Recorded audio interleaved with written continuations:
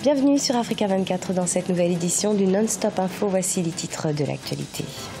En Côte d'Ivoire, le PDCI se prépare déjà pour la présidentielle de 2020. Les partisans appellent l'ancien président Henri Konan Bédié à se porter candidat. Au Sénégal, la tentative de manifestation de l'opposition devant le ministère de l'Intérieur a été dispersée ce 4 septembre par la police. Mais les opposants ne comptent pas en rester là. Ils prévoient de reprendre les manifestations dans les jours à venir. Et puis, la lutte contre les flux illicites d'argent est un fléau qui persiste en Afrique. Plus de 50 milliards de dollars sont ainsi perdus chaque année. Pour y remédier, les experts préconisent une coopération en vue de l'échange d'informations fiscales.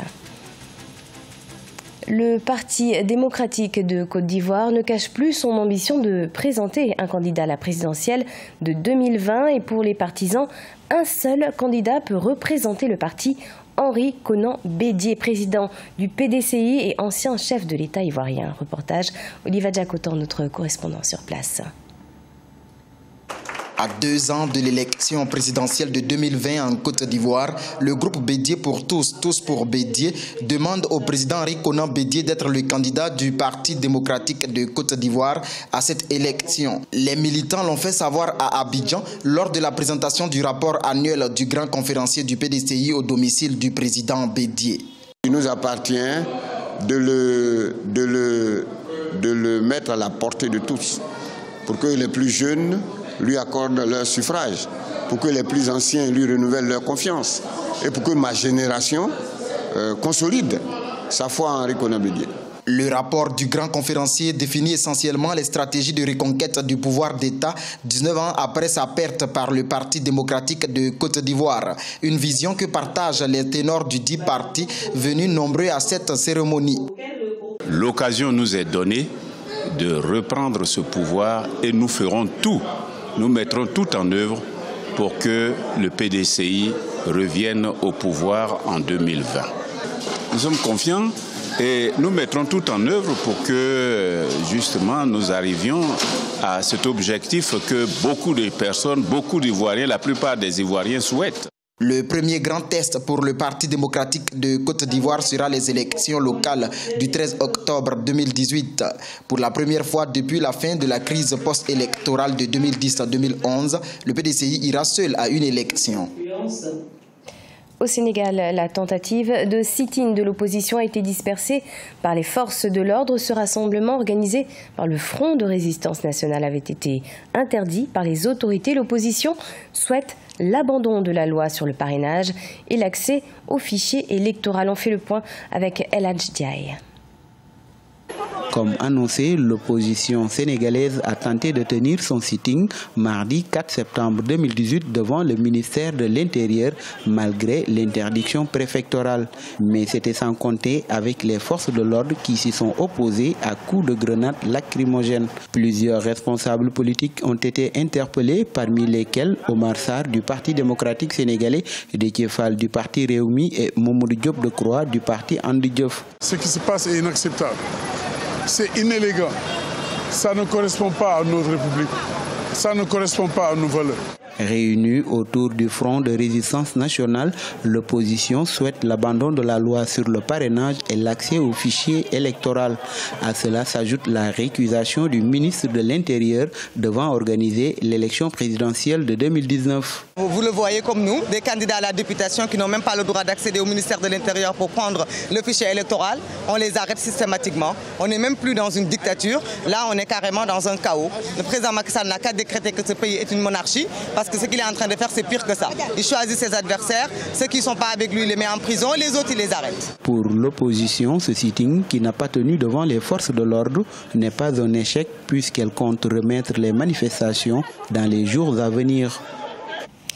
Au Cameroun, le recouvrement de la taxe foncière sera désormais intégré aux factures d'électricité. En 2019, il s'agit d'une recommandation du Fonds monétaire international dans son dernier rapport sur l'économie camerounaise. Une mesure mal perçue du côté des consommateurs. Explication Viviane Baoken. pour profiler la consolidation budgétaire en tenant compte du potentiel d'accroissement des recettes non pétrolières. Le Fonds monétaire international FMI renseigne dans son rapport du 30 août 2018 que le Cameroun entend prendre des mesures courageuses, notamment le recouvrement de la taxe foncière qui sera désormais adossée à la facture d'électricité. La conséquence d'une telle mesure, c'est déjà une violation du règlement de service de l'électricité.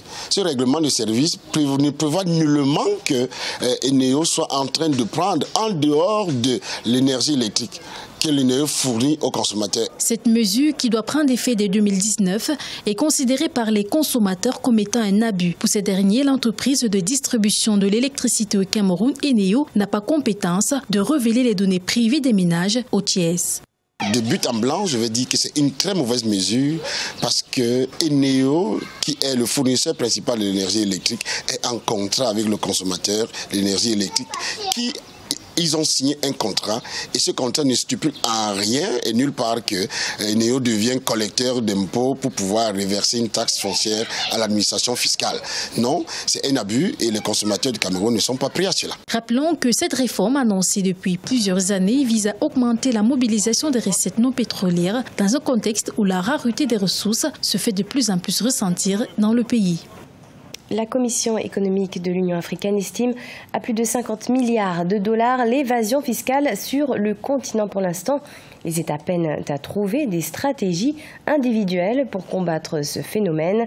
Mais pour certains experts, il faudrait commencer par la transparence des impôts. Nathalie Mou. Environ 50 milliards de dollars quittent le continent africain chaque année sous forme de flux financiers illicites, selon le rapport du groupe de haut niveau sur les flux financiers illicites en Afrique. Des chiffres qui atteignent 100 milliards de dollars selon la Commission économique pour l'Afrique. Abondant dans le sens des autorités africaines, l'organisation Tax Justice Network Africa pointe l'injustice des mesures tarifaires pratiquées par les États. Les pays africains n'opèrent pas dans le vide, ils sont interconnectés dans un système global qui nuit fortement aux intérêts des Africains. Le rôle des gouvernements auprès desquels les entreprises paient leurs taxes et déclarent leurs bénéfices consiste en une incitation à l'exportation des profits, tributaire de ce fait d'un système financier global injuste. Pour rompre avec les flux financiers illicites en Afrique, Tax Justice Network Africa plaide notamment pour la transparence des impôts. Une opacité qui, selon l'organisation non gouvernementale, favorise la corruption en Afrique. Mais malgré les efforts gouvernementaux entrepris, l'inertie politique persiste.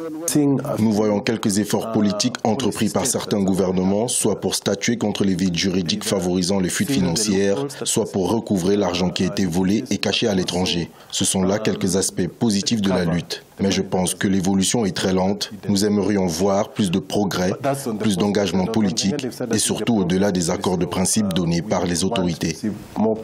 Les flux financiers illégaux appauvrissent le continent et induisent la pression fiscale des pays. De plus, un rapport de l'Union africaine révèle que ce fléau contribue de 5% à la corruption sur le continent. Les enseignants-chercheurs en grève au Niger, ceux-ci réclament une prise en charge pour les assurances maladie et le versement des frais d'encadrement et de soutenance. Des promesses non tenues du gouvernement selon les professeurs. Elle se poursuivra jusqu'au 10 septembre 2018. Reportage Sadou Alizé Mouktar, notre correspondant au Niger. Au Niger, pas de rentrée académique dans les différentes facultés des universités publiques. Les enseignants et chercheurs observent une grève du 3 au 10 septembre exigeant l'appurement de leurs dettes par l'État, ainsi que la prise en charge pour les assurances maladie et le versement des frais d'encadrement et de soutenance. La première préoccupation, c'est la poursuite du processus électoral à l'université de Konankouloudou. Ça, c'est la revendication principale. Ensuite, il y a le parachèvement du paiement de nos droits statutaires. Il faut informer précisément à ce niveau l'opinion nationale que nos camarades de l'université de Tillabéri n'ont pas jusqu'à présent eu le salaire du mois de juillet et le salaire du mois d'août. Amphithéâtre vide, faculté quasi déserte, c'est le constat qui se dégage ce 4 septembre à l'université de Niamey, la principale du pays. Et les responsables du syndicat national des enseignants-chercheurs du supérieur SNEX ne comptent pas s'arrêter là. Au cas où leurs revendications ne seraient pas entendues, ils comptent reconduire la grève jusqu'à satisfaction. En attendant, ce sont les étudiants qui paient le prix fort. Aujourd'hui, ça n'arrange personne pour qu'on commence une année avec des grèves. Les gouvernements et les SNEX doivent rester sur une table pour pouvoir discuter, vraiment poser les vrais débats. Même l'année 2016-2017 n'a pas été achivée. L'Union des scolaires nigériens, USN, a de son côté dénoncé les promesses non tenues par le gouvernement, mais aussi l'exclusion et la détention de 5 de leurs camarades dans les prisons du pays, suite au déclenchement d'une grève illimitée par les étudiants au cours de l'année académique 2017-2018. Ce journal a été réalisé par l'ensemble de la rédaction. Merci de nous avoir suivis. Dans quelques instants, une nouvelle édition de l'actualité sur Africa 24.